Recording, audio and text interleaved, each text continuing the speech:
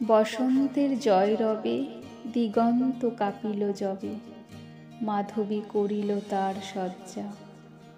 মুকুলের বন্ধ টুটে বাহিরে আসিল ছুটে, ছুটিল সকল তার লজ্জা। অজানা পার্শ্বে লাগি নিশি নিশি ছিল জাগি, দিনে দিনে ভরেছিল অর্ঘ্য। কাননের একভিতে নিভৃত পরাণটিতে রেখেছিল মাধবীর স্বর্গ।